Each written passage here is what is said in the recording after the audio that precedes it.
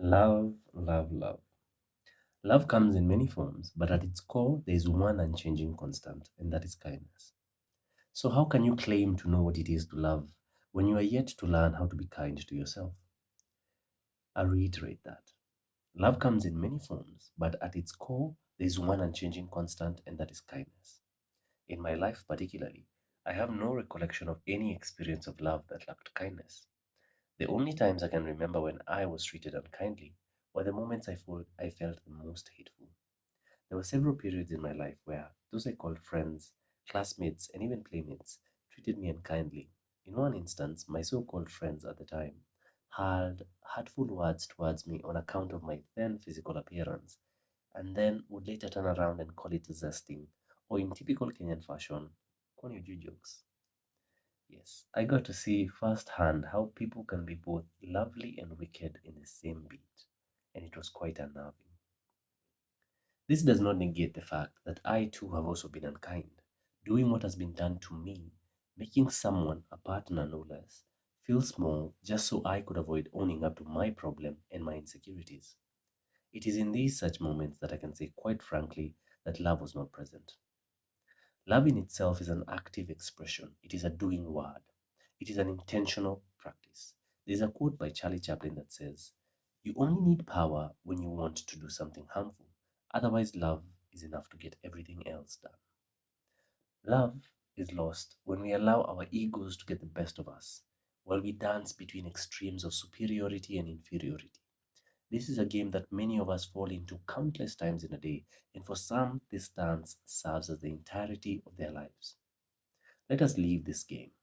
We have played for long enough.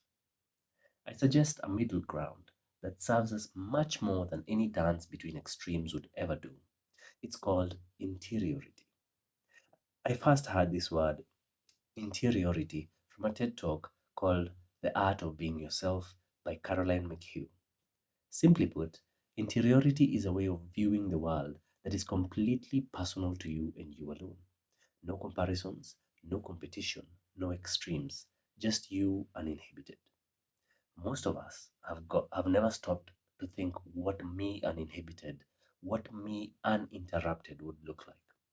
We go through life juxtaposing ourselves to others, to our past selves, to our future selves, always looking at ourselves from the lens of another, never allowing ourselves to truly be and appreciate the right now, our present moment. Funny enough, or paradoxically, it is only from the standpoint of our present moment that we can truly tune in to our uninhibited, uninterrupted selves. We tune in by focusing entirely on our present moment and now, nowhere else. The now and nowhere else.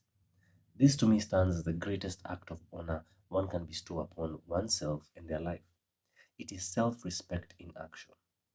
It is simply saying, I value and cherish my now and the person I get to be in this moment in time because this is the only place I get to truly be whole. This is the only place I give myself back my power to choose what and how to be. Because living in the future or the past will simply be an act of betrayal to myself, a show of cruelty or unkindness towards myself, which I simply refuse to do.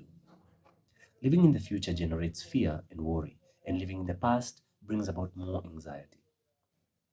It is living in a state of constant dysfunction, unable to control our emotions or behaviors, never a moment's peace or the gratitude that comes with living in the present. So you see, the practice of presence, or as Florence Kovushin likes to say, living suspended in the moment, allows you to build up your self awareness to where you innately understand that honoring your now is synonymous to being kind to yourself, and it serves as the greatest act of love that you can ever show yourself. Therefore, before jumping to proclaim love and affection to anyone else, ask yourself, have I been and am I being kind to myself? Am I honoring myself by respecting the value of my being from moment to moment? Am I showing myself love by practicing interiority in my life and for my life?